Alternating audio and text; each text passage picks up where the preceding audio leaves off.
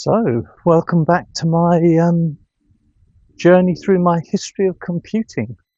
In the last video, I talked about how fate took me into the world of computing as a career. And I left that video saying that I would talk about the transition from grammar school, as it was then, a boys' grammar school, to my higher national diploma at North Staffordshire Polytechnic. But I thought what I might do is explain that transition in terms of technology that was around at the time. So when I was at school, the only access that we had to a computer was the Chelsea College of Technology.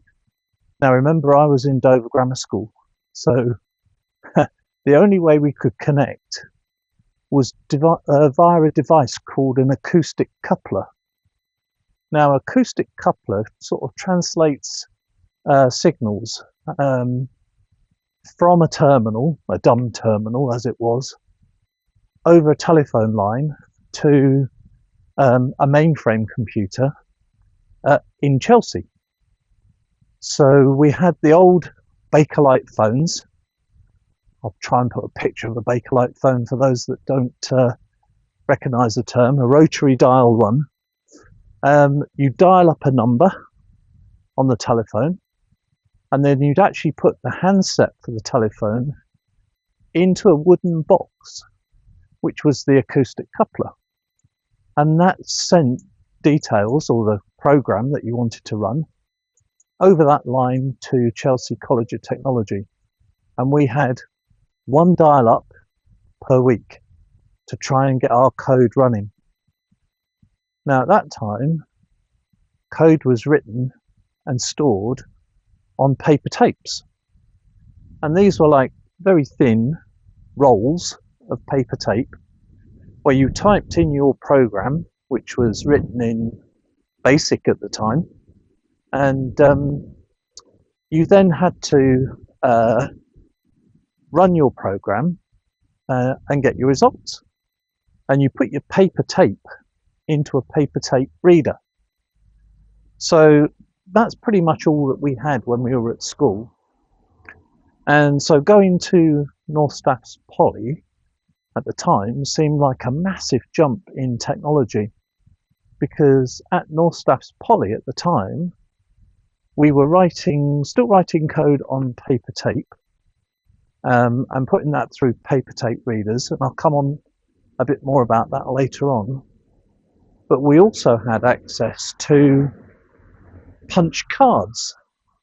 So punch cards were like the next big thing, and there were cards about 6 by 3 inches, and again you used a sort of a device like a hand typewriter to actually punch holes in a card, and that was your program.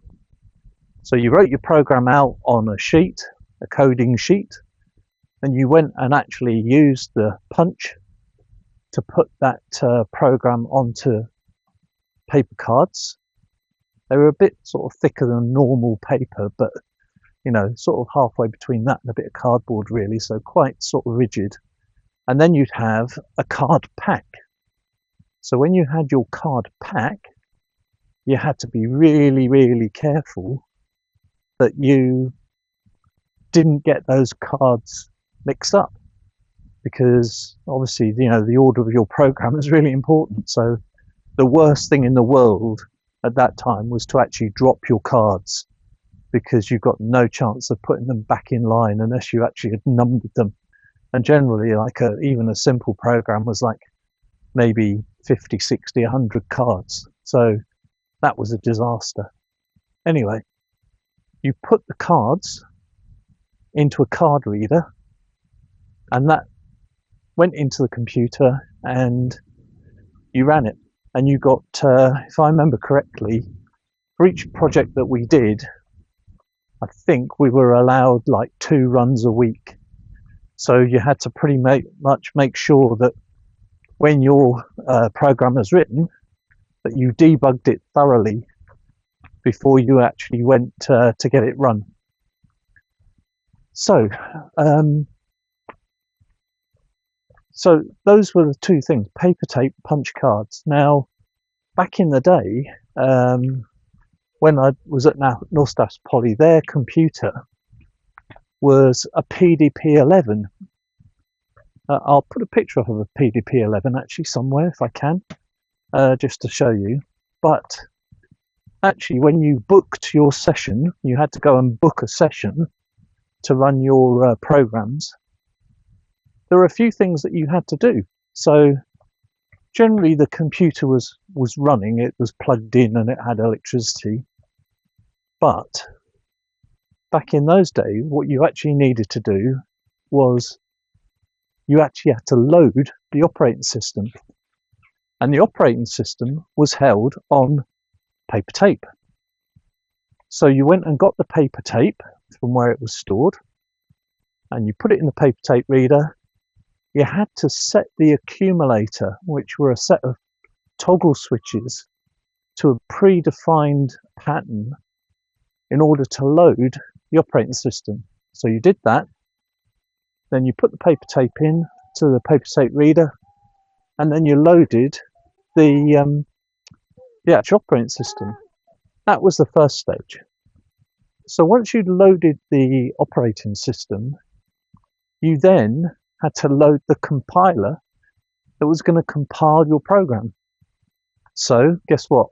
Another paper tape reel, put that into the paper tape reader and load that onto the computer, onto the PDP-11. Once you'd actually done that, you could then start running your program. So you took your paper tape or punch cards later on, and you actually put those into the reader, and that loaded your program.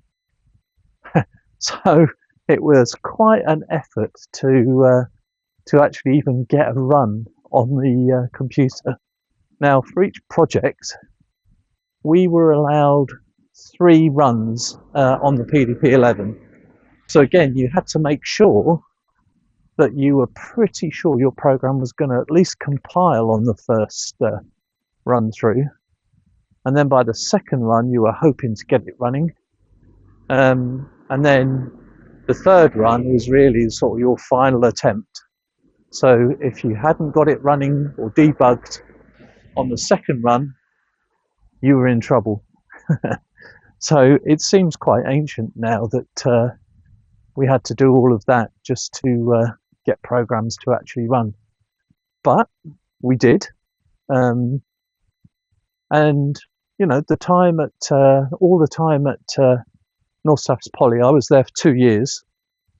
That is pretty much what we used. So that's the sort of transition in terms of technology. In the next video, I'll talk a bit about the types of things that we were taught in that higher national diploma, because it seems to me that certainly the graduates I meet today don't seem to study those same things because, well, I'm not sure why, but probably because they don't need to understand how computers actually work and how they run. So people are sort of tied up with, you know, RAM, gigabytes, and I'll talk a bit about that. Well, actually, no, there's an interesting fact, because I looked it up for a presentation I did recently. So back in 1980, 1 gigabyte of RAM cost $6 million. Just imagine how that compares to the storage that's on your mobile phone now. Things have progressed a lot since, so I was at North Staffordshire Poly for 2 years, like I say, and that was 1976. I went there in October 76, and I left in 1978 with a higher national diploma in computer science. But more of that in the next video.